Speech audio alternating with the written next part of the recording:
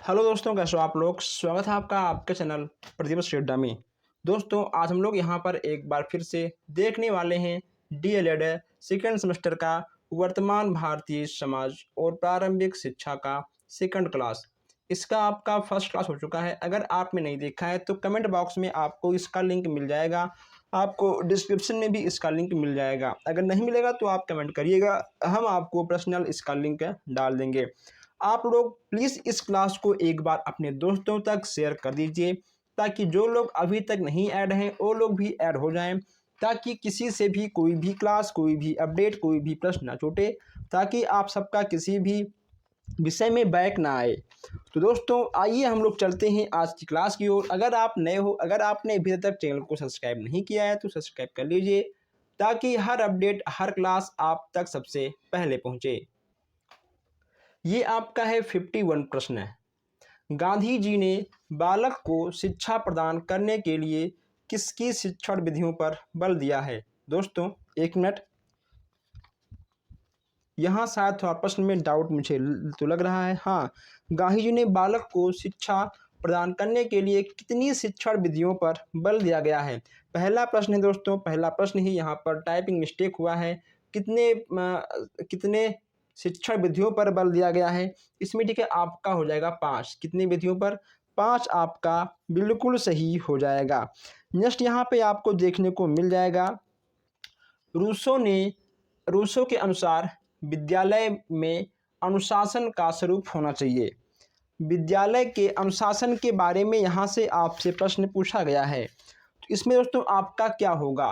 क्या बच्चों को मारने की व्यवस्था हो, या कठोरता की व्यवस्था हो, या फिर नियंत्रण करने की व्यवस्था हो, या फिर आत्मानुशासन हो? इसमें आपका सबसे सही उत्तर हो जाएगा दा वाला। ठीक है दोस्तों, दा वाला इसमें आपका बिल्कुल सही हो जाएगा। आइए आगे बढ़ते हैं। नेक्स्ट यहाँ पे आपका है 53। फ्रावेल ने खेल द्वारा शिक्षा में खेलों का सुधार अनुसार वर्गीकरण कितने भागों में किया है। दोस्तों, कितने भागों में किया है, यानी फ्रावेल ने खेल के द्वारा बच्चों को सीखने सिखाने के बारे में कितने भागों में बांटा है। ठीक है, इसमें आपका हो जाएगा 3 भागों में। कितने भागों में बांटा है? 3 भागों में बांटा है, यानी आपका आ वाला बिल्कुल सही हो जाएगा। मांटेसरी शिक्षण प्रणाली में पाठ्यक्रम को कितने भागों में विभक्त किया गया है? 2, 3, 6 और 5। अगर हम बात करें भागों की, तो इसमें आपका हो जाएगा 3 भाग। कितने भाग? 3 भाग आपके बिल्कुल सही हो जाएंगे। प्लेटो का जन्म किस परिवार में हुआ था? व्यवसायिक परिवार में, राजघराने में, या शैक्षिक परिवार में, या इनमें से कोई नहीं? प्लेटो के अनुसार परिवार में जन्म की बात यहाँ पे की जा रही है। इसमें आपका हो जाएगा राजघराने में। ठीक है, राजघराने में आपका बा वाला बिल्कुल सही हो जाएगा। अब यहाँ हम देखते हैं 56 क्वेश्चन से। 56 यहाँ पे आपका है, प्लेटो ने आदर्श न्याय के लिए क्या बताया है? बुद्धिमत्ता, साहस, या फिर संयम, या उपरोक्त सभी? यहाँ पर आदर्श न्याय की बात की जा रही है, इसमें आपका होगा उपरोक्त सभी। अजीबोगरीब प्रश्न यहाँ पे आपको मिल जाते हैं दोस्तों। ठीक है, अजीबोगरीब प्रश्न आपके एग्जाम में ऐसे बनते हैं, फिर आप कहते हो कि प्रश्न आउट ऑफ कोर्स आए थे। आउट ऑफ कोर्स नहीं आते हैं, ऐसे अजीबोगरीब प्रश्न आपको मिल जाते हैं, जिसको आपको देखना समझना बहुत ही आवश्यक है। मृत्यु के कितने वर्ष बाद दूसरों को महान क्रांतिकारी का गौरव प्राप्त हुआ? दोस्तों, 20 वर्ष बाद, 25 वर्ष बाद, ठीक है, या फिर 30 वर्ष बाद, या 35 वर्ष बाद? देखिए दोस्तों, प्रश्न में कहा गया है कि मृत्यु के कितने वर्ष बाद रूसों को, ओके दोस्तों, ठीक है, यहाँ पे आपका होगा रूसों। एक मिनट, यहाँ पे आपका होगा रूसों को। ठीक है, रूसों को महान क्रांति का गौरव कितने वर्ष बाद प्राप्त हुआ था? इसमें ठीक है आपका हो जाएगा 25 वर्ष बाद। कितने वर्ष बाद? 25 वर्ष बाद रूसों को महान क्रांति का गौरव प्राप्त हुआ था। उनके मरने के बाद फिर 25 वर्ष बाद रूसों को महान क्रांति का गौरव प्राप्त हुआ था। चलिए अब हम लोग यहाँ पर आगे बढ़ते हैं। नेक्स्ट यहाँ पे आपका है जॉन डीवी ने शिक्षा का प्रमुख उद्देश्य क्या बताया है? जॉन डीवी ने शिक्षा के प्रमुख उद्देश्य को क्या बताया है? अनुभवों का पुनः निर्माण, वातावरण अनुकूलन या फिर सकारात्मक नैतिकता या उपरोक्त सभी। अगर हम बात करें आंसर की तो इसमें आपका उपरोक्त सभी बिल्कुल सही हो जाएगा। ठीक है, तो इसमें आपका उपरोक्त सभी बिल्कुल सही हो जाएगा। चलिए, इनमें से जॉन डीवी द्वारा लिखित कीर्ति कौन सी है? लिखित कीर्ति के बारे में यहाँ पे आपसे पूछा गया है। हाउ वी थिंक, ठीक है, हाउ वी थिंक यानी आपका आ वाला प्रमुख लिखित कीर्ति हो जाएगी। जॉन डीवी ने किस शिक्षण विधि पर बल दिया है? क्रिया, स्वानुभव या प्रयोग या उपरोक्त सभी। इसमें आपका उपरोक्त सभी बिल्कुल सही हो जाएगा। 99.9% आपका उपरोक्त सभी ही सही होता है। अगर मान लो आपको कोई भी किसी भी क्वेश्चंस का आंसर ना मालूम हो, अगर आपको वहाँ पर उपरोक्त सभी दिख रहा है तो वहाँ पर आप उपरोक्त सभी मारकर आइएगा। दोस्तों, कुछ प्रश्न हमने अलग से लिया है जिसमें आपको टिक लगा हुआ दिख जाएगा। टिक लगा हुआ से मतलब नहीं है, मतलब है कि हाँ, हर प्रश्न आप तक पहुँचना आवश्यक है। ठीक है, देखिए, फ्रावेल द्वारा अपने आदर्श में किस सिद्धांत पर बल दिया है? एकता के सिद्धांत पर बल दिया है और विकास के सिद्धांत पर बल दिया है, यानी आपका आ और बा दोनों बिल्कुल सही हो जाएगा। मात्र 24 वर्ष की अवस्था में एमडी की उपाधि किसने प्राप्त की थी? फ्रावेल, मॉन्टेसरी, रूसो या प्लेटो ने? इसमें आपका होगा मॉन्टेसरी ने। ठीक है, 24 वर्ष की उपाधि में 24 वर्ष की अवस्था में उन्होंने एलटी की उपाधि प्राप्त कर ली थी। मॉन्टेसरी द्वारा बनाया गया शिक्षण का प्रमुख सिद्धांत आपका क्या है? स्वतंत्रता का सिद्धांत है, स्व शिक्षा का सिद्धांत है, व्यक्तित्व का सिद्धांत है, यानी आपका उपरोक्त सभी बिल्कुल सही हो जाएगा। बालक का मस्तिष्क कोरी स्लेट की तरह है, यह कथन किसका है? रूसो का है, ठीक है दोस्तों, या फिर एडम्स का है, नन का है या अरस्तु का है? इसमें आपके हो जाएंगे रूसो महोदय। आइए आगे बढ़ते हैं, 2 क्वेश्चंस और देखते हैं, फिर और भी क्वेश्चंस आगे देखते हैं। किंडरगार्टन प्रणाली के जन्मदाता कौन है? आपके हैं फ्रावेल महोदय। बहुत ही आसान प्रश्न है, ये तो आपको पता होगा। फ्रावेल द्वारा प्रतिपादित शिक्षण पद्धतियां हैं, इसमें आपका होगा, ठीक है, किंडरगार्टन, यानी एक प्रश्न में 2 उत्तर। ठीक है, एक उत्तर में 2 प्रश्न, ऐसा भी आप समझ सकते हो। चलिए आगे बढ़ते हैं। नेक्स्ट यहाँ पे आपका है थोड़ा सा परिवार से भी प्रश्न आपको यहाँ पर देखने को मिल जाते हैं। पारिवारिक प्रश्न भी यहाँ से आपको मिल जाते हैं। परिवार के द्वारा बालकों को प्राप्त होती है, परिवार के द्वारा बालकों को क्या प्राप्त होती है, ये आपको बताना है। जीवन व्यापार की शिक्षा या फिर पारस्परिक सहयोग की शिक्षा, जीविकोपार्जन की शिक्षा या उपरोक्त सभी। दोस्तों, जो परिवार होता है ना, परिवार आपको हर तरह की शिक्षा देता है, यानी आपका दा वाला बिल्कुल सही हो जाएगा। रेडियो का आविष्कार कब किया गया था? रेडियो का आविष्कार कब किया गया है? 7वीं शताब्दी में, 18वीं, 19वीं या फिर 20वीं शताब्दी में? रेडियो के आविष्कार के बारे में बात की जा रही है, इसमें आपका होगा 19वीं शताब्दी में। सामाजिक परिवर्तन का प्रभावकारी कारक है? प्रौद्योगिकी, जनसंख्या, भूगोल या उपरोक्त सभी। जहां पर सामाजिक परिवर्तन की बात आएगी वहां पर आपके ये तीनों बिल्कुल सही होंगे, यानी आपका उपरोक्त सभी बिल्कुल सही हो जाएगा। शिक्षा का प्रभावी कारक है, शिक्षा का प्रभावी कारक क्या है? घर, परिवार, समाज, विद्यालय या उपरोक्त सभी। शिक्षा के प्रभावी कारक की बात यहाँ पे की जा रही है। जब भी आपसे शिक्षा के प्रभावी कारक की बात कहेगी तुरंत आपको उपरोक्त सभी पे मारना है, यानी आपका घर, परिवार, समाज और विद्यालय, ये आपके तीनों बिल्कुल सही हो जाएंगे। नेक्स्ट यहाँ पे आपका है, घर शिक्षा का सर्वोत्तम और बालक का प्रथम विद्यालय है। घर दोस्तों शिक्षा का प्रथम, ठीक है, घर शिक्षा का सर्वोत्तम और बालक का प्रथम विद्यालय होता है। बालक का प्रथम विद्यालय क्या होता है? घर होता है। बालक का प्रथम अध्यापक अध्यापिका कौन होते हैं? उसके माता पिता होते हैं। ठीक है दोस्तों, तो यह कथन आपका किस में हो जाएगा? किसने कहा है? इसमें आपके हो जाएंगे एस्ट्रोलॉजी। ठीक है दोस्तों, पेस्टोलॉजी जी आपके बिल्कुल सही हो जाएंगे, आपका बा वाला बिल्कुल सही हो जाएगा, वहाँ आप लिख लीजिएगा, ठीक है, पेस्टोलॉजी। चलिए यहाँ पे आपका 71 प्रश्न है कि सामाजिक परिवर्तन, एक मिनट, सामाजिक परिवर्तन के लिए शिक्षा द्वारा कौन सा कार्य करना चाहिए। यहाँ पर सामाजिक परिवर्तन की बात की जा रही है, सामाजिक मूल्यों का निर्माण, मानवीय गुणों का विकास, आ और बा दोनों या दोनों में से कोई नहीं। 71 है आपका, इसमें आपका आ और बा दोनों बिल्कुल सही हो जाएंगे। जनसंचार जनसंचार का यांत्रिक साधन है टेलीविज़न, टेप रिकॉर्डर और कंप्यूटर या दोनों। तो दोस्तों इसमें ठीक है आपके हो जाएंगे तीनों, यानी आपका दा वाला बिल्कुल सही हो जाएगा। शिक्षा के सार्वभौमिकरण का प्रमुख उद्देश्य आपका क्या होता है। बहुत ही नया क्वेश्चन दोस्तों, बहुत ही अच्छा क्वेश्चन है, ये आपको जानना बहुत ही आवश्यक है। इसमें आपका क्या होगा, इसमें आपका हो जाएगा उपरोक्त सभी। इसमें भी कहीं ना कहीं आपका ज्ञानार्जन, शारीरिक विकास, जीविकोपार्जन आपके तीनों हो जाएंगे, यानी आपका उपरोक्त सभी बिल्कुल सही हो जाएगा।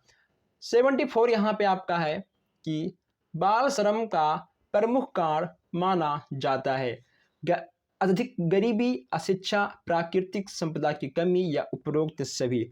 जब यहाँ पर गरीबी की बात आएगी दोस्तों, जैसे यहाँ पे आपकी बाल श्रम के बारे में यहाँ पर कहा गया है, तो जब बाल श्रम के पर दोस्तों एक मिनट, हाँ ठीक है, जब यहाँ पर आपसे बाल श्रम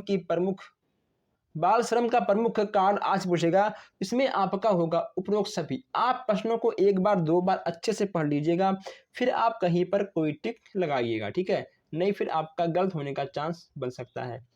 75 यहाँ पे आपका है कि बचपन बचाओ आंदोलन का प्रारंभ किस वर्ष शुरू हुआ था।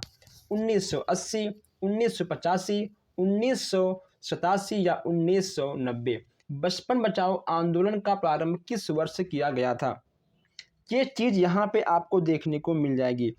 1980, ठीक है, यहाँ पे आपका 1980 देखने को मिल जाएगा, यानी आपका आ वाला बिल्कुल सही हो जाएगा।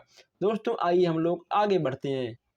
नेक्स्ट यहाँ पे आपका है प्रारंभिक शिक्षा प्रारंभ होती है शिशुवावस्था से, बाल अवस्था से, किशोरावस्था से या युवा अवस्था से। प्रारंभिक शिक्षा की बात की जा रही है, तो प्रारंभिक शिक्षा आपका बाल्य अवस्था से ही प्रारंभ होता है, यानी आपका बा वाला बिल्कुल सही हो जाएगा। जैसे यहाँ पे आपका है कि रूढ़िवादिता तथा निरक्षरता गंभीर समस्या है प्रौढ़ों की, बालिकाओं की, बालकों की या दिव्यांगों की। इसमें आपका क्या होगा, इसमें आपका आ वाला बिल्कुल सही हो जाएगा। निःशुल्क एवं अनिवार्य बाल शिक्षा अधिकार अधिनियम पारित हुआ था, कब पारित हुआ था, किस सन में हुआ था, 2007 में, 2008 में, 2009 में या 2010 में। इसमें आपका होगा 2009 में, ठीक है दोस्तों, इसमें आपका सा वाला बिल्कुल सही हो जाएगा। चलिए आगे आगे बढ़ते हैं। जैसे यहाँ पे आपका है कि बाल श्रम का प्रमुख कारण माना जाता है। दोस्तों ये क्वेश्चन हम लोगों ने देख लिया है, ठीक है, ये क्वेश्चन हम लोगों ने देख लिया है, इसमें आपका उपरोक्त सभी या क्वेश्चन फिर से आ गया, कोई बात नहीं। जैसे यहाँ पे आपका है कि 6 से 14 वर्ष तक के सभी बच्चों को अनिवार्य शिक्षा की व्यवस्था का वर्णन संविधान के किस धारा के अंतर्गत दिया गया है। बहुत ही आसान क्वेश्चन है, जब हमने आपका नोट्स बनवाया था हमने आपको बताया था कि यह आपका धारा 45 में आएगा। किस में आएगा, धारा 45 में आएगा। आप इसको नोट कर लीजिएगा, यह आपका लॉन्ग में, शॉर्ट में, ऑप्शन में हर टाइप से प्रश्न आपके इसके बन जाते हैं और एक प्रश्न आपका फिक्स है। जैसे यहाँ पे आपका है 81 यहाँ पे आपका है जनसंख्या शिक्षा में सबसे अधिक उत्तरदायित्व है, यानी अभिभावकों पर, समाज पर, शिक्षा का या फिर राष्ट्र पर। यहाँ पर जनसंख्या की बात की जा रही है। जब भी आपसे यहाँ पर जनसंख्या की बात करेगी तो कहीं ना कहीं यहाँ पे आपको शिक्षकों पर कहा जाएगा, ठीक है, शिक्षक पर है, शिक्षक यानी आपका सा वाला बिल्कुल सही हो जाएगा। नई राष्ट्रीय जनसंख्या नीति स्वीकृत की गई थी 14 फरवरी 2000 में, 14 फरवरी 2002 में, 19 जून 1971 में, या इनमें से कोई नहीं। नई राष्ट्रीय जनसंख्या की बात की जा रही है, इसमें आपका होगा 14 फरवरी और 2000 में, ठीक है। मनुष्य एक दिन में लगभग कितनी बार सांस लेता है? दोस्तों आप देख लीजिए कि आप कितनी बार सांस लेते हो। यही आपसे कहा गया है कि मनुष्य एक दिन में कितनी बार सांस लेता है, इसको भी जानना आपको आवश्यक है, क्योंकि सांस हर कोई लेता है। और यहाँ से भी प्रश्न आपके बन जाते हैं, यहाँ से आपका प्रश्न गलत नहीं होना चाहिए। इसमें आपका हो जाएगा 22,000 बार, ठीक है। 22,000 बार एक स्वस्थ मनुष्य एक दिन में सांस लेता है। चलिए आगे बढ़ते हैं। जस्ट यहाँ पे आपका है कि भारत सरकार द्वारा पर्यावरणीय मंत्रालय की स्थापना की गई थी 1975 में, 1980 में, 1985 में, या 1990 में। इसमें आपका क्या होगा? अगर हम बात करें आंसर की, इसमें आपका होगा 1980, ठीक है। 1980 आपका बिल्कुल सही हो जाएगा। उत्तर प्रदेश में विश्व जल दिवस कब मनाया जाता है? विश्व जल दिवस आपका कब मनाया जाएगा, इसका आंसर आपको देना होगा। सिंपल सी बात है, 22 मार्च को। कब मनाया जाता है? 22 मार्च को उत्तर प्रदेश में विश्व जल दिवस मनाया जाता है। चलिए हम लोग आगे बढ़ते हैं। नेक्स्ट यहाँ पे आपका है, कुछ हमने क्वेश्चंस और लिया है अलग बुक से। ध्वनि प्रदूषण का प्राकृतिक स्रोत आपका क्या है? उद्योग धंधे, यातायात, या फिर दावा नल, या उपरोक्त सभी। जब यहाँ पे आपका ध्वनि प्रदूषण की बात करेगी तो दोस्तों कहीं ना कहीं यहाँ पे आपका स वाला बिल्कुल सही हो जाएगा, ठीक है। नेक्स्ट यहाँ पे आपका है कि ध्वनि प्रदूषण किस रूप में मानव के स्वास्थ्य को प्रभावित करता है? मानसिक तनाव, हृदय रोग, और उच्च रक्तचाप। यानी दोस्तों अगर अधिक ध्वनि का प्रभाव हम सबको सुनने को मिलेगा तो कहीं ना कहीं सिर दर्द, कानों में दर्द, हृदय में दर्द, ठीक है दोस्तों, यहाँ सब समस्याएं आपको होगी। यानी आपका होगा उपरोक्त सभी। अहमदाबाद में पर्यावरण शिक्षा केंद्र की स्थापना कब हुई? 1984, 1990, 1993, या 1998। इसमें आपका क्या होगा? इसमें आपका होगा 1984। उत्तर प्रदेश प्रदूषण नियंत्रण बोर्ड का गठन कब हुआ था? 1970, 1975, 1980, या 1985। उत्तर प्रदेश प्रदूषण नियंत्रण बोर्ड का गठन के बारे में कहा गया है, इसमें आपका होगा 1975 में, ठीक है। 1975 आपका बिल्कुल सही हो जाएगा। चलिए आगे बढ़ते हैं। नेक्स्ट यहाँ पे आपका है कि सर्वाधिक दोस्तों सॉरी, यहाँ पे आपका कहा गया है कि सावधानी पूर्वक जल का उपयोग तथा जल का अपव्यय को रोकना क्या कहलाता है? जो आपका हो जाएगा जल संरक्षण। ओके तो यानी अधिक जल का उपयोग ना करना, जल को इकट्ठा करना, संचय करना, यह आपका जल संरक्षण के अंतर्गत आ जाएगा। आइए हम लोग आगे बढ़ते हैं। अब यहाँ कुछ प्रश्न आपको ओजोन से मिल जाएंगे, ठीक है। ओजोन गैस की परत धरती की सतह से कितनी दूरी पर है? 10 से 15 किलोमीटर, 5 से 10 किलोमीटर, 15 से 20, या 20 से 25। तो ओजोन गैस की परत धरती से 5 से 10 किलोमीटर की दूरी पर आपको देखने को मिल जाएगा, ठीक है दोस्तों। फिलहाल आप ओजोन परत को नहीं देख पाओगे। इनमें से कौन सी गैस ग्रीन हाउस गैस होती है? कार्बन डाइऑक्साइड, मीथेन गैस है, और क्लोरोफ्लोरोकार्बन, या उपरोक्त सभी। यहाँ पर ग्रीन हाउस गैस की बात की जा रही है, इसमें आपका तीनों होगा, यानी आपका उपरोक्त सभी बिल्कुल सही हो जाएगा। जस्ट यहाँ पे आपका है कि प्रदूषण का प्रभाव किस पर पड़ता है? जीवों पर, वनस्पतियों पर, दोनों पर, या दोनों में से किसी पर भी नहीं। इसमें आपका क्या होगा? तो यहाँ आपसे कहा गया है प्रदूषण का प्रभाव। दोस्तों प्रदूषण कहीं ना कहीं दोनों पे आपको देखने को मिल जाएगा, ठीक है, दोनों पे आपको देखने को मिल जाएगा।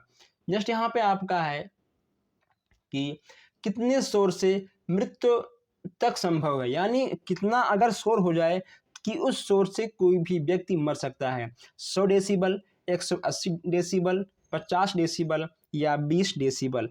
अगर हम बात करें डेसिबल की, 180 डेसिबल अगर कोई भी व्यक्ति आवाज़ सुनेगा तो उसका निधन होना आवश्यक है। ठीक है, 180 डेसिबल तक।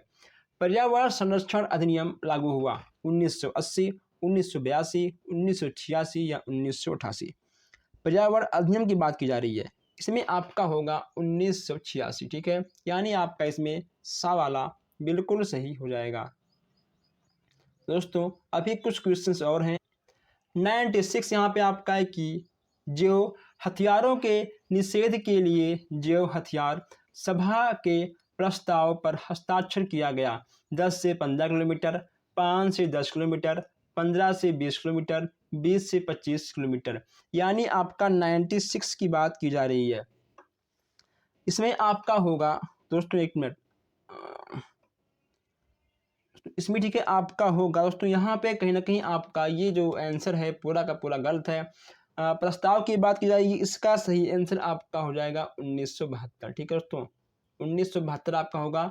जल्दबाजी में कहीं ना कुछ मिस्टेक हो जाती हैं, लेकिन इसका आंसर आपका 1972 देखने को मिल जाएगा। ठीक है, 1972 आपका होगा, इसमें आपको कोई भी डाउट नहीं होना चाहिए। आगे बढ़ते हैं। नेक्स्ट यहाँ पे आपका है कि मनुष्य में मूल्यों के विकास में सर्वाधिक महत्वपूर्ण माना जाता है परिवार, आर्थिक पक्ष, भौतिक सुविधाएं या फिर विदेशी मित्र। इसमें तुम आपका होगा परिवार। ठीक है, परिवार सबसे पहले है, फिर कोई और है। परोपकार, सत्यनिष्ठा, क्षमाशीलता किसका उदाहरण है? सामाजिक मूल्य का, वैश्विक मूल्य का या फिर मानव मूल्य का, या दोनों में से कोई नहीं। देखिए, अगर मान लो आप एक अच्छे इंसान हो, अगर आप एक अच्छे मूल्यवान व्यक्ति हो, मूल्यवान मानव हो, तो आप कहीं ना कहीं दूसरों का सहायता तो करोगे, आप सत्य बोलोगे, आप दूसरों को क्षमा भी कर दोगे। ठीक है, यानी आपके अंदर परोपकारता, सत्यनिष्ठा यानी सही बोलना, और क्षमाशीलता यानी आप क्षमा करने लायक भी रहोगे। तो यहाँ पर हम लोगों ने 98 प्रश्न देख लिए हैं, लेकिन कुछ हमारे भाई बहन ऐसे हैं जो अभी तक चैनल को सब्सक्राइब नहीं किए हैं। सब्सक्राइब कर लीजिए ताकि हर क्लास, हर अपडेट आप तक सबसे पहले पहुँचे, कोई भी क्लास आपसे मिस ना हो। तो दोस्तों बस आज के लिए इतना ही, हम मिलते हैं फिर आपसे नेक्स्ट क्लास में। धन्यवाद।